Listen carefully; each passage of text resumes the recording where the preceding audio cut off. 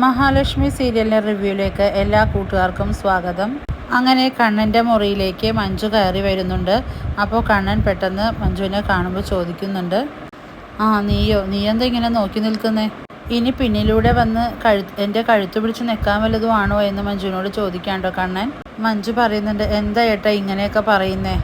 അപ്പോൾ കണ്ണൻ പറയുന്നുണ്ട്, ആരെയും വിശ്വസിക്കാൻ പറ്റാത്ത കാലമാണ്. നിന്നെ എടുത്തുകൊണ്ട് നടക്കുന്ന കാലത്ത് ഞാൻ വീൽ ചെയറിലായവനാണ്. അന്ന് മറ്റുള്ളവരെ പോലെ എനിക്ക് നിന്നെ എടുത്തുകൊണ്ട് നടക്കാൻ പറ്റിയില്ലെങ്കിലും ഈ മടിയിൽ ഞാൻ ഒരുപാട് ഇരുത്തിയിട്ടുണ്ട്. കണ്ണൻ ഇങ്ങനെയൊക്കെ പറയുന്നത് കേട്ട് മഞ്ജു പൊട്ടി പൊട്ടി കരയാണ് കേട്ടോ. അപ്പോൾ കണ്ണൻ ചോദിക്കുന്നു, അതിന് നീ എന്തിനാ കരയുന്നേ?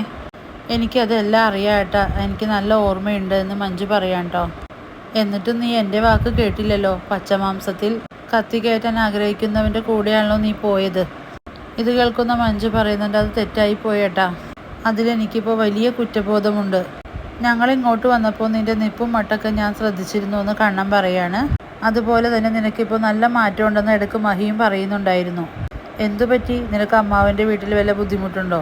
മഞ്ജു പറയുന്നുണ്ട്, ബുദ്ധിമുട്ടുണ്ടായാലും അത് ഏട്ടന് പരിഹരിക്കേണ്ട കാര്യമൊന്നുമില്ല. ഏട്ടനെ ധിക്കരിച്ചാണ് ഞാൻ പോയത്. അതുകൊണ്ട് ഇനി എൻ്റെ ജീവിതം നന്നാക്കേണ്ട കാര്യമൊന്നും ഏട്ടനില്ല. മോളെ, നിന്നെ ഏതെങ്കിലും രീതിയിൽ മേഘം സങ്കടപ്പെടുത്തുകയാണെങ്കിൽ നീ ഇങ്ങോട്ട് പോന്നേക്കണം. ഒരിക്കലും ഞാൻ എൻ്റെ അടുത്തേക്ക് വരാൻ ഞാൻ പറയില്ല. പക്ഷേ മേഘൻ്റെ സ്വഭാവം എനിക്കറിയാം. അതുകൊണ്ട് നിന്നെ അവൻ അവിടെ ഇട്ട് കഷ്ടപ്പെടുത്തുകയാണെങ്കിൽ അവിടെ കടിച്ചു പിടിച്ച് നിൽക്കാൻ ശ്രമിക്കരുത്. ഇങ്ങോട്ട് പോന്നേക്കണമെന്ന് കണ്ണൻ പറയുകയാണ്. എന്നെ ധിക്കരിച്ച് നീ അവനൊപ്പം പോയതാണ് എന്നെ ചൊടിപ്പിച്ചത്. പക്ഷേ അവനെ കളഞ്ഞ് നീ വന്നാൽ ഒരിക്കലും നിന്നെ ഞാൻ ആട്ടിപ്പായിക്കില്ല എന്നും പറയാണ്ടോ കണ്ണൻ. അപ്പോൾ മഞ്ജു പറയുന്നുണ്ട്, ഏട്ടനെ മനസ്സിലാക്കാൻ ഞാൻ ഒരുപാട് വൈകിപ്പോയി. അതുപോലെ തന്നെയാണ് ഏട്ടത്തിയെയും. ഏട്ടൻ ഇനി എന്നെപ്പറ്റി ഒന്നും ഓർക്കണ്ട. പക്ഷേ നിങ്ങൾ രണ്ടാളും ഇനി നന്നായി തന്നെ സൂക്ഷിക്കണമെന്ന് മഞ്ജു പറയാണ്. എൻ്റെ അമ്മ ഉൾപ്പെടെ എല്ലാവരും തന്നെ ഏട്ടത്തിയുടെയും ഏട്ടൻ്റെയും ചിത കത്തിയിരിക്കുന്നത് കാണാനാണ് ആഗ്രഹിക്കുന്നത്. എൻ്റെ കല്യാണത്തിന് മുമ്പ് ഞാനും അവർക്കൊപ്പം നിന്നിട്ടുണ്ട്. അതിനെല്ലാത്തിനും ഞാൻ ഏട്ടനോട് മാപ്പ് ചോദിക്കാമെന്ന് പറഞ്ഞ് മഞ്ജു പൊട്ടി പൊട്ടി കരയൊക്കെ ചെയ്യാണ്. ഇതെല്ലാം കാണുന്ന കണ്ണനും ഒരു സങ്കടമാവുകയാണ്. അതും പറഞ്ഞ് മഞ്ജു ആണെങ്കിൽ കണ്ണൻ്റെ മുറിയിൽ നിന്ന് പോകാൻ ഒരുങ്ങുമ്പോൾ കണ്ണൻ മോളെ എന്ന് വിളിച്ചുകൊണ്ട് ചോദിക്കുന്നുണ്ട്, നിനക്ക് പൈസയുടെ എന്തെങ്കിലും ആവശ്യമുണ്ടോ എന്ന് ചോദിച്ചു. ഇല്ല ഏട്ടാ, എനിക്ക് പൈസയല്ല ഇപ്പോൾ വേണ്ടത്, സമാധാനമാണെന്ന് പറഞ്ഞ് മഞ്ജു ആ മുറിയിൽ നിന്ന് പോവുകയാണ്.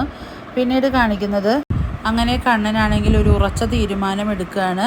അതറിയിക്കാൻ വേണ്ടി എല്ലാവരോടുമായിട്ട് വരാൻ പറയുന്നുണ്ട്. കണ്ണൻ എന്താണ് തീരുമാനിച്ചതെന്ന് അറിയാനുള്ള ആകാംക്ഷയിൽ ദുർഗയും ഉണ്ണിയും കരുണയും എല്ലാം കാത്തു നിൽക്കുകയാണ്. അവിടേക്ക് മഞ്ജുവിനെയും വിളിപ്പിക്കുന്നുണ്ട്. അങ്ങനെ മഞ്ജുവും കമലേശ്വരും വീട്ടിലെത്തിച്ചേരുന്നു. അപ്പോൾ കണ്ണൻ്റെ തീരുമാനം എല്ലാവരോടായിട്ട് പറയുകയാണ്. എൻ്റെ സ്വത്തിൻ്റെ കാര്യത്തിൽ ഒരു തീരുമാനം അറിയിക്കാനാണ് നിന്നെ ഞാൻ ഇങ്ങോട്ട് വിളിപ്പിച്ചതെന്ന് മഞ്ജുവിനോട് പറയുന്നു.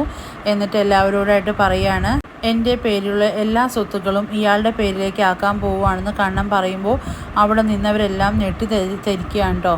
ഇത് കേൾക്കുന്ന മഞ്ജു കണ്ണനോട് പറയുന്നുണ്ട്, എന്തുകൊണ്ടും ഏട്ടൻ്റെ തീരുമാനം നന്നായിട്ടുണ്ട്.